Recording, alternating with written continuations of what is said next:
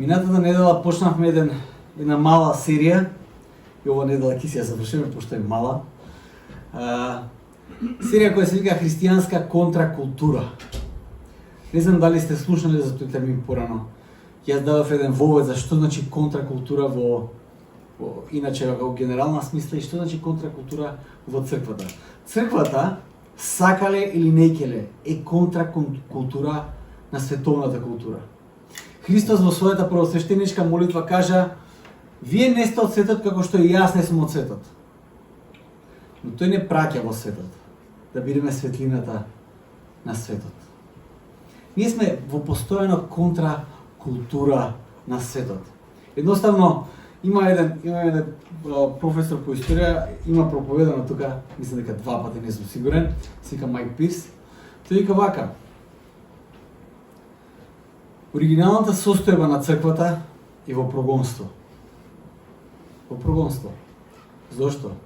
Затоа што секое човечко царство се подига и ќе се подигне против царството на Исус Христос. Секојаш, без исклучок.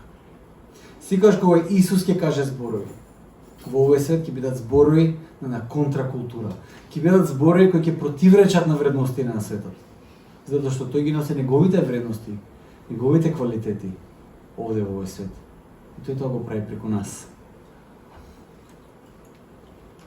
Минатава недела зборав за христијанската контракултура во светот и зборав за еден елемент кој за нас е толку суштински.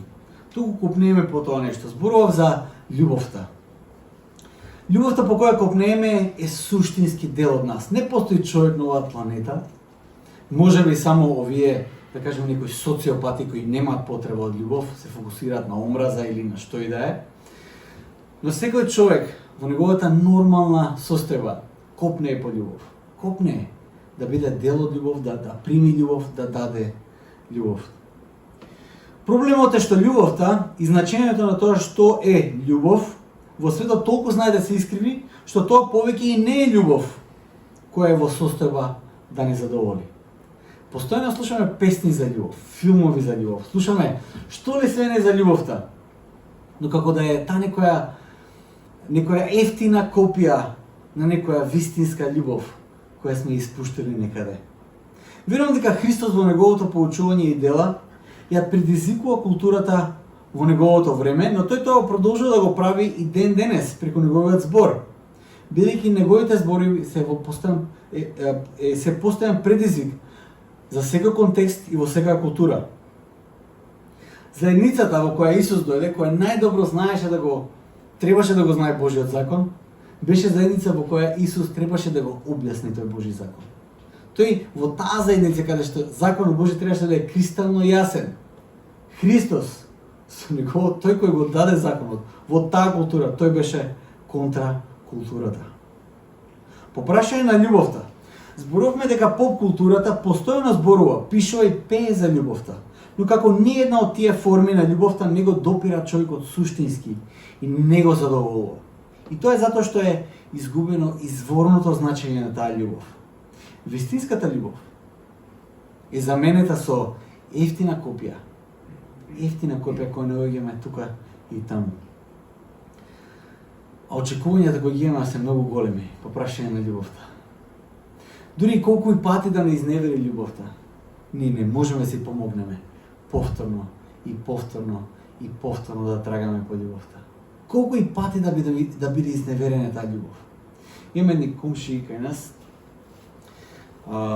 самохрана мајка со син кој има проблеми дечкото и пред некој ден го собра полиција.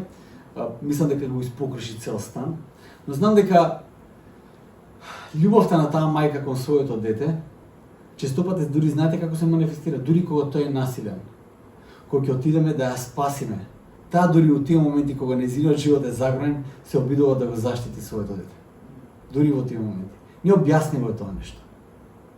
Копнежот по љубов кај нас е толку силен. Но јас зборав за тоа што значи ние да бидеме контракултура на таа поп култура во која се наоѓаме. По прашање на љубовта, кажав дека еден елемент ја враќа таа вредност на љубовта, а тоа е волјата.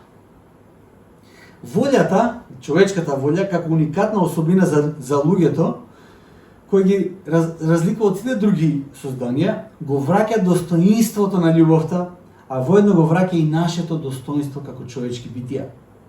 Волјата за која според сите поп дефиниции нема место во импулсивната и спонтана љубов. Тоа е модерната дефиниција на љубовта. Љубовта мора да биде спонтана, импулсивна во моментот, како ќе се почувствуваш, така можеш да се водиш по чувствата. И затоа се мисли дека автентичната љубов. Вистинската љубов е во суштина, волјата во суштина е елементот кој на љубовта од бледо минливо чувство на возбуда ја враќа вредноста и ја трансформира во самопожртвувана и вечна сила која обстојува покрај се и победува се. Како што мудриот Соломон ги каже, посилна дури од смртта е љубовта. Христовата одлука, својата волја да ја прилагоди со волјата на таткото, ја откри најсилната љубов, која некогаш постоела и која се уште постои. Тоа е агапе љубовта. Таа љубов е контра културата, контра поп културата во која живееме. Љубовта која се поднесе, во таа љубов ние се учиме што значи да се љубиме еден со друг, бидејќи тоа е Божјата заповед за нас. А чим е заповед? Тоа значи дека во основата ја подразбира нашата волја. Нема заповед без да се вклучи некаква волја. Ако е заповед, тогаш таа заповед се почитува и кога ти се почитува и кога не ти се почитува. Тоа е заповед, нели? Се вклучува твојата волја. А Божјата заповед за нас е да се љубиме еден со друг. Тоа не е опција. Треба да се љубиме еден со друг. Вклучувањето на волјата, посебно тогаш кога не се чувствуваш баш спонтано да ја искажеш љубовта према некого. Тоа е љубовта. Исус тоа совршено го покажа на крстот. Мислите дека Исус многу му се сакаше да биде на крстот, да биде закован, да биде засрамен, да биде камшикуван, да биде изнаранет, да биде отфрлен, заборавен, оставен сам? Му се сакаше тоа? Не. Но неговата љубов беше многу силна. Зборуваме за една христијанска контракултура во светот. Во контекстот на љубовта. Денес сакам да зборувам за христијанската контракултура во контекстот на црквата. Интересно. Онака како што Исус реагираше во Израел, во контекстот на Божјиот народ, на ист начин треба да реагираме ние во црквата во контекстот на Божјиот народ. Контракултурата нема географски и идентитетски граници. Таа е на разина на срцето. Зошто воопшто да зборуваме за некаква контракултура внатре во црквата? Тоа е многу важно прашање. Или црквата е супер, што ја фали на црквата? Црквата е одлична. И сега тие што биле некое време веќе во црквата, тие што не станали ги кажат, да, има проблеми во црквата, многу проблеми има во црквата. Зарем во црквата не е културата според која Бог не учи да живееме. Знаете, човечкиот капацитет и природен правец, онака природно на кај се движи човекот, тој се движи кон хаос и неред. И тоа е причината зашто ние сме намерни, дисциплинирани, внимателни. Затоа детето од почеток го учи да биде дисциплинирано, така ли? И се раѓа дисциплинирано дете. Дали некому се родило, тука има доста родители, дали на некој ред детето му се родило воспитано? Тоа не се случило. Кај нас тоа барем или ние сме исклучок, не знам.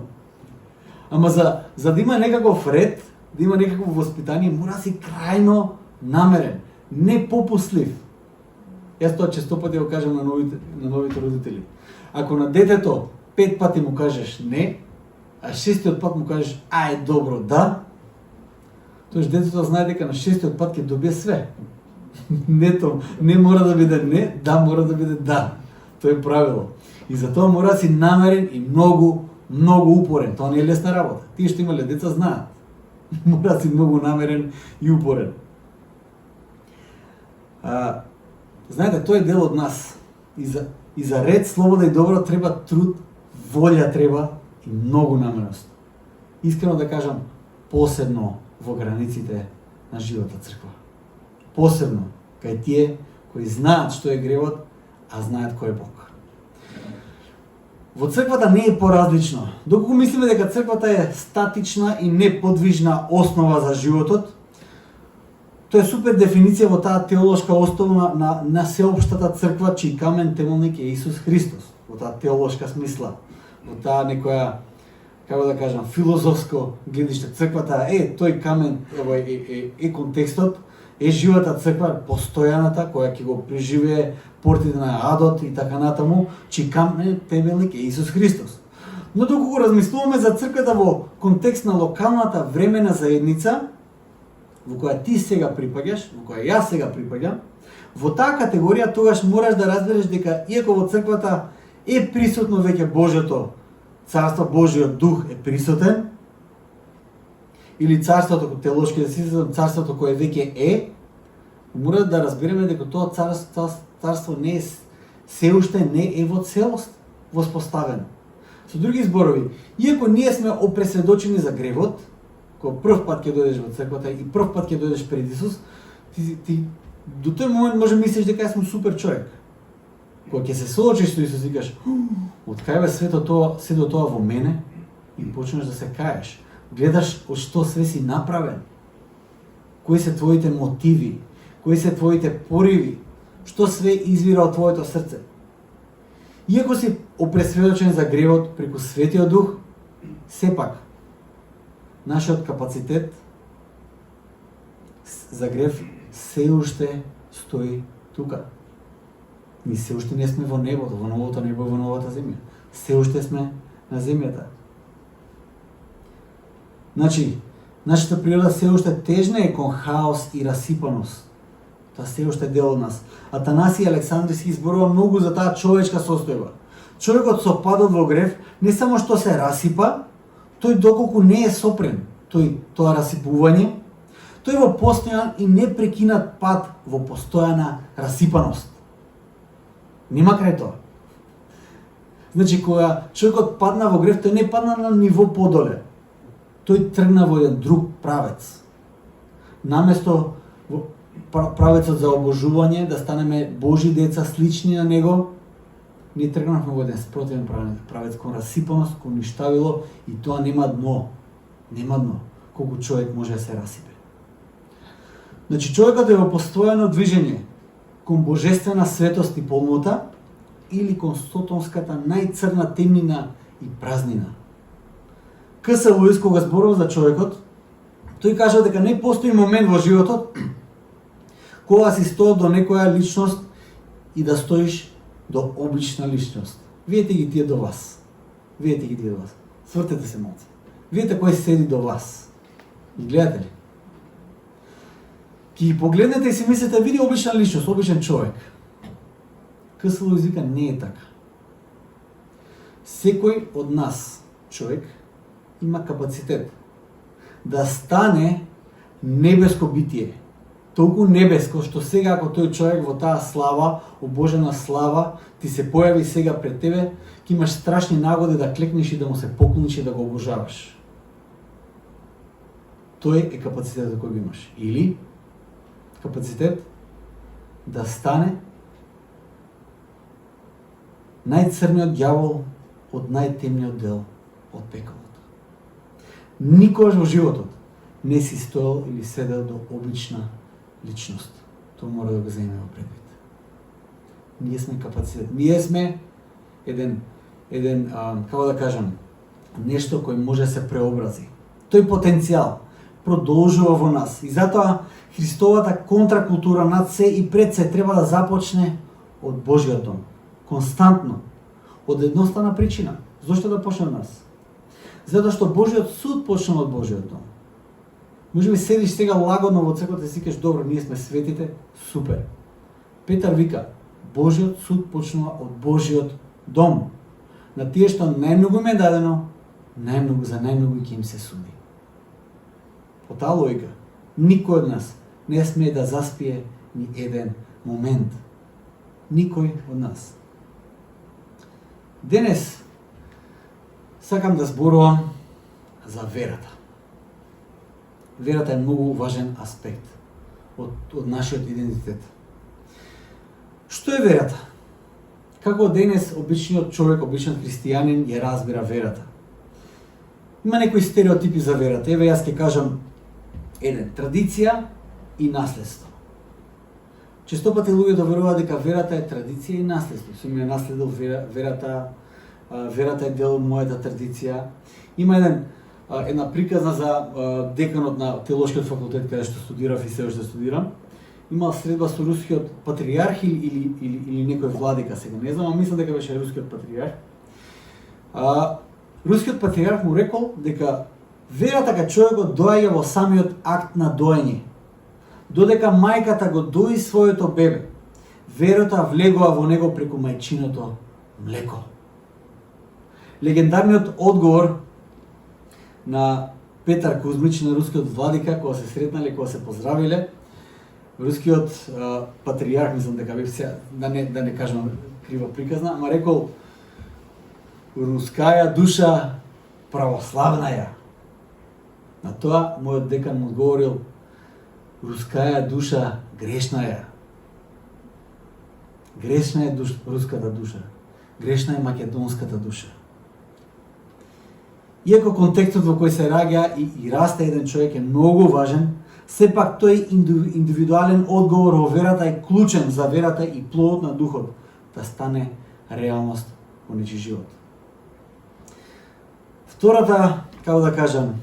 Вториот стереотип. Ако посакаш нешто и веруваш доволно силно, ќе ти се случи тоа. Тоа е многу популарно денес, во тие што се позитив thinking, позитивно размислување, некои позитивни муабети цело време. Модерното верување е дека ако веруваш нешто дека ќе ти се случи и го посакаш тоа многу, некако универзумот ќе ти го даде. Се слушаме за универзумот во последно време, многу се збори за тоа.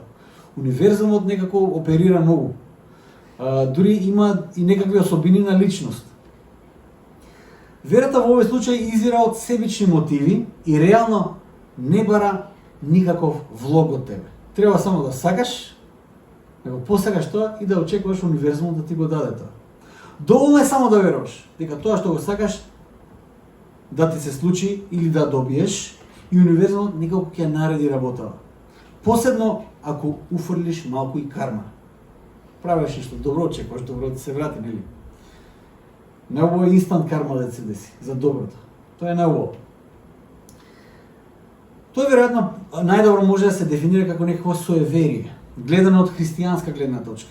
Бидејќи тоа што ги меша сите тие појмови само да дојде до нешто, ќе вклучи и чукање во дрво, дури сите тие можни народни пракси, сол преку раме или појма немам што све има, само да се дојде до посакуваната цел. Верувај, посакај го тоа и универзумот некако карма, солче преку рамо, ќе ти се случи.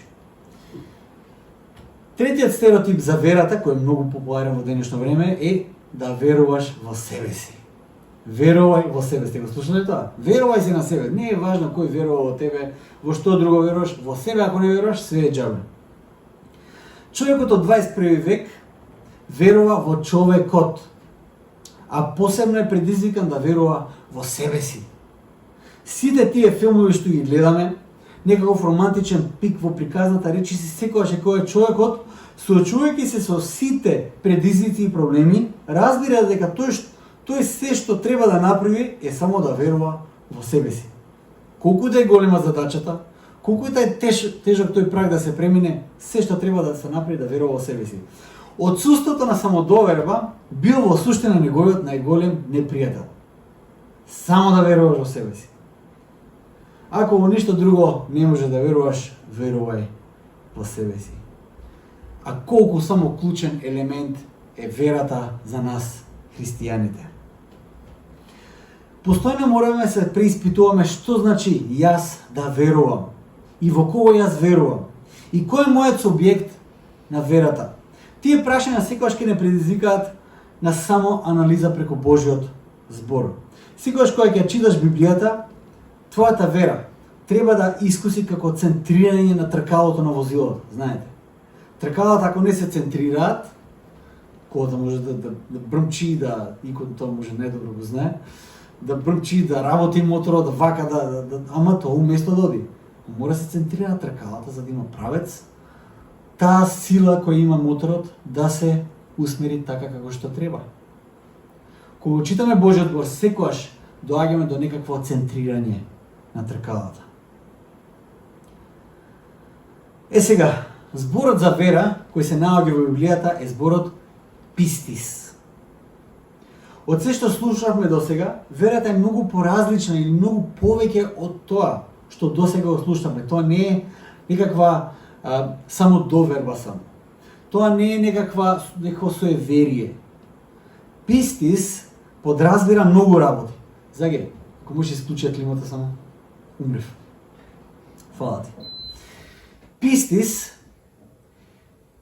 тоа може да се преведе како уверување, убедување, доверба, уверение, убеденост, посветеност и секојаш подразбира доверба која во човечките односи се дефинира како верност, преданост и честност. Доверба и, што е многу важен збор, гаранција. Сите тие работи ги подразбира тој збор пистис. Во грчките текстови се користи дури и во некои моменти на, како да кажам, кога се склучувале некои договори. Документ кој е доказ за тоа што сме го договориле. Тоа е верата. Тоа е верата. Едно од посланијата во Новиот Завет кој многу зборува за верата е посланието до евреите. Веројатно контекст во кој најмногу може да се каже за верата. Еврејскиот контекст се базира од самиот почеток, од оној првиот кој е избран од народот, избран и на концептот на базата на вера, не на делата. Аврам, кога му поверува на Бог, тоа му се сметаше за праведност. Тој веруваше на Бог. Значи, тоа е базата на евреите.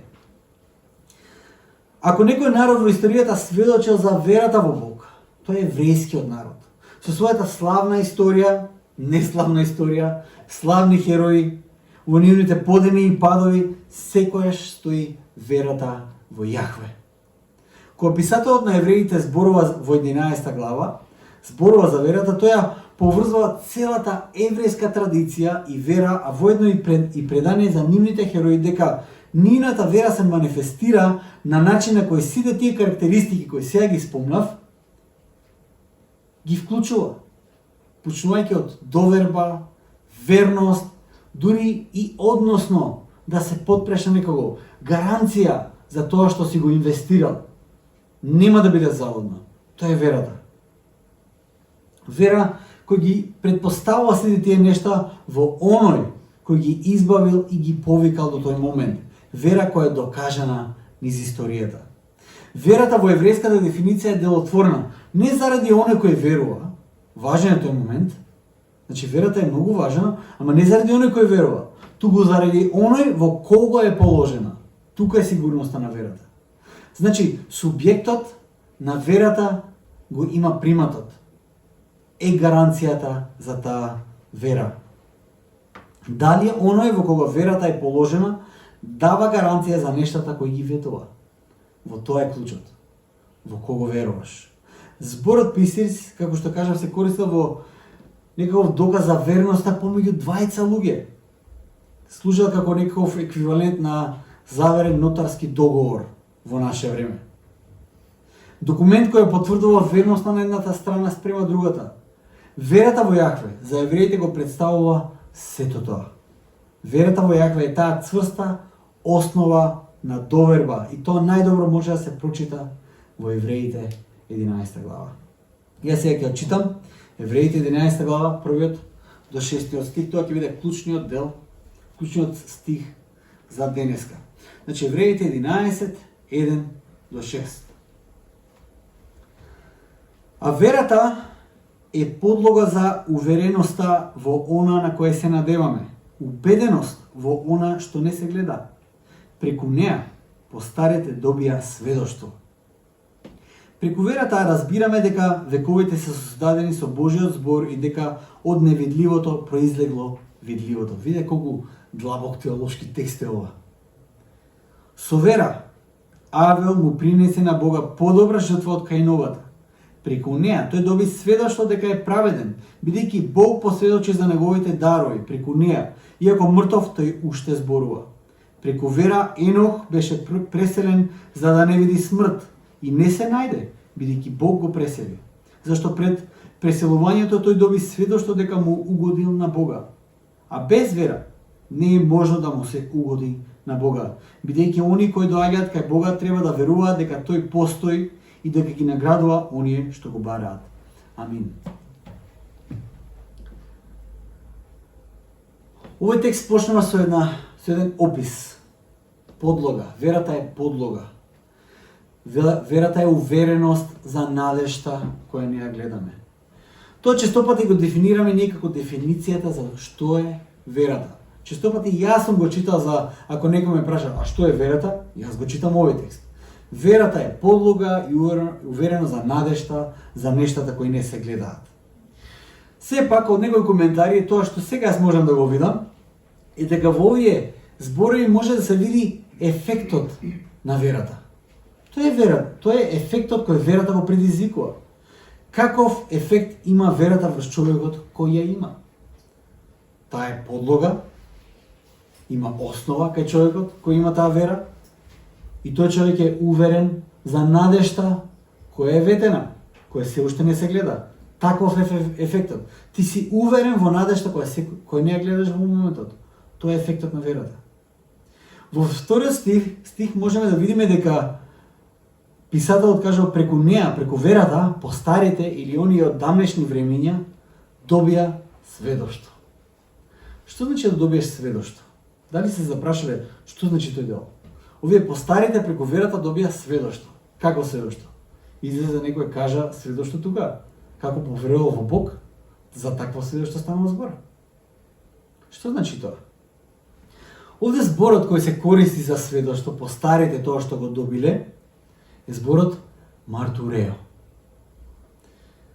А сведоштво од кого? Сведоштво за некого се добива како доказ за нешто. Ако Трајче направил нешто, а јас сум го видел тоа, јас сум сведок и ќе кажам Трајче не беше крив во таа ситуација. Јас сведочам за Трајче. Мартурео зборот е основа за зборот кој се користи, многу познат збор, на англиски се вика martyrs. Martyrs. Знаете ли што значи тоа? Овој збор значи сведоштво или сведок. Сепак во слободен црковен контекст, во слободен црковен јазик, овој збор на наш македонски јазик, знаете како се преведува? Маченици. Тие што се мартуреос, тие што се martyrs, тие се маченици. Тие што ние ги викаме маченици во изворниот збор во суштина се сведоци.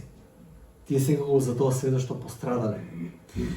Преку луѓето во историјата, преку верата, луѓето тие што се во историјата, хероите на верата, добија сведоштво за нивната вера. Така каже од текстот.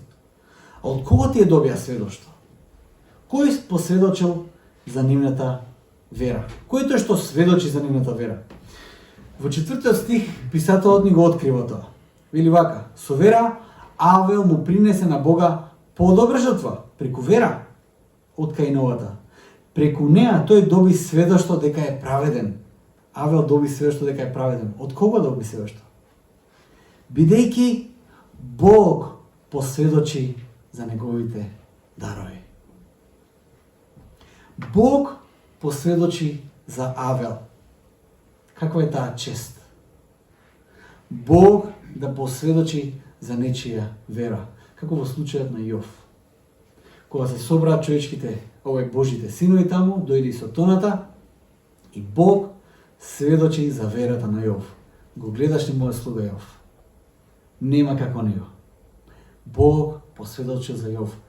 Преку вера, верата на Авел доби сведоштво директно Бог. Авел, неговото име значи ништо. Тоа значи неговото име. Ништо. Авел не изговара ниту еден збор во библиската наратива. Ниту еден збор. Каин зборува многу. Бог зборува со Каин. Авел не изустува ниту еден збор во таа библиска приказна. Но Библијата кажа дека неговата вера е многу погласна и зборува длабоко во човечката историја. Авел, чие име значи ништо, кој не кажал ни збор. Писателот на Евреите вели, преку таа вера, иако тој е мртов, тој уште зборува. Вау! Зошто? Затоа што таа вера, затоа што Бог посведочи за неговите дарови. Прашање за нас, неколку прашања за нас, да застанеме и да се прашаме. Колку е гласна нашата вера? Или се подпираме на нашите зборови? Понекогаш е полесно се подпреш на зборовите. Но колку е гласна нашата вера? Дали верата која имаш е само некаква навика или само нешто кое ти дава чувство на припадност? То мораме да го анализираме. Сега зборуваме за контракултура внатре во црквата, внатре во самите нас, да се преиспитаме. Каква е твојата вера? Дали ефектот на твојата вера е барем сличен со оној на Авел? Сличен, не ист. Сличен ефект да има. Да зборува многу гласно таа твоја вера, без дури и збор да изустиш. Дали сведоштвото на твојата вера, дури и без зборови, го има ефектот да биде гласна, барем во видокругот на твоето влијание? Дали луѓето од твојата заедница можат тоа да го посведочат? Дали Бог сведочи за твојата вера? Контракултурата во црквата, јас можам само да ја наречам како некоја реформација, постојана реформација во црквата. Повторно и повторно доаѓаме до Божиот збор, да се преиспитаме до каде е нашата вера, до каде е нашата дефиниција за тоа да бидеме, до каде е нашиот идентитет да бидеме Христови ученици, Божи деца, до каде сме ние со тоа. Знаете, нашето тежнење, човечко, нашата падната природа, тежнееме кон расипаност и хаос. Не можеме да си помогнеме. Бог ни помага. Ако Бог не сопре, кај ќе сме, ја не знам. Не знам кај ќе бидеме. Но Господ искажува милост во секој еден чекор во нашиот живот. Ни помага тогаш кога ни е тешко, тогаш кога немаме ние сила. Бог ни помага. Контракултурата во црквата е во тоа. Ти постојано да анализираш твојата вера со Светото Писмо, да видиш до каде е твојата вера. Дали е тоа само нешто општо прифатено во таа култура, во таа заедница во која се наоѓам, со сите ми е иста верата, тоа е тоа, ворете, или мојата вера е жива вера, која е гласна, дури и збор кога нема да изустам. Вера за која дури и Бог ќе посведочи во историјата. Враќањето на достоинството на христијанството со враќање во волјата, во верата. Волјата мора се врати и во верата. Писателот ќе го заврши овој мал дел, ќе каже, а без вера не е можно да му се угоди на Бога. И ќе си кажеш, па добро, супер е до тука. Вели вака, бидејќи оние кои доаѓаат кај Бога, прво доаѓаме кај Бога. Тој е акција. Тие кои доаѓаат кај Бога треба да веруваат.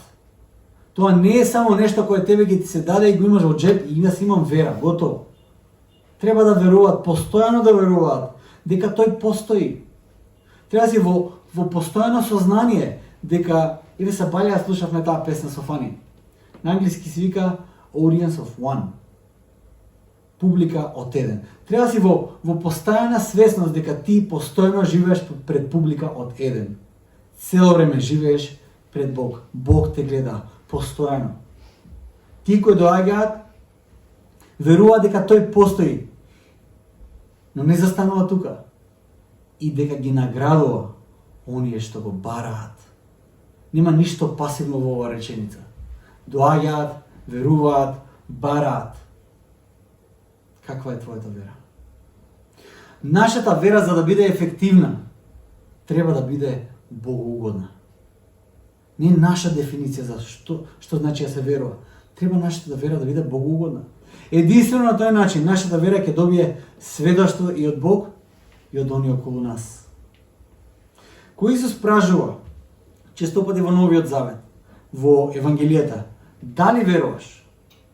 Тој ја активира твојата волја и те предизвикува да ја пренесеш волјата и желбата за сигурност наместо во сите останати нешта да ја имаш во него. Твојата сигурност. И тој тоа го прави не откако чудото ќе се деси, туку пред чудото да се случи. Веруваш ли? Веруваш ли? Веруваш ли? Оди направи го тоа. Веруваш ли? Оди направи го тоа. Чудото не е тригер за вера. Понекогаш ние мислиме така, кога ќе се случи чудо, сите ќе поверуваат. Не е така. Едноставно не е така. Чудото не е тригер за вера. Чудото е знак на Божјата конечна надприродна обнова. Чудото е знак на Божјото сведочење. Со други зборови, Бог потврдува некако преку кого и врз кого чудата се случуваат. Сепак, чудото не е доказот за нечија вера. Тоа може да биде само знакот за нечија вера. Јас намерно го користам зборот знак. Зошто? Затоа што не е доказ и не е тригер за вера. Туку е само знак кој може да го има, а може и да го нема. Знаци. Знаците и чудата се знаци на Божјото царство. Може би си мислиме дека тежиштето за сите нешта е на Божја страна, а ние само седиме и веруваме когнитивно без да имаме било какво влијание. Може би така веруваме. Иако Бог комплетно ја заврши работата за нашето спасение. Тоа нема што да додадеме, нема што да одземеме, дури да сакаме. Бог комплетно го заврши тоа. Целосно на крстот, кога Исус кажа се сврши, завршено е. Готово.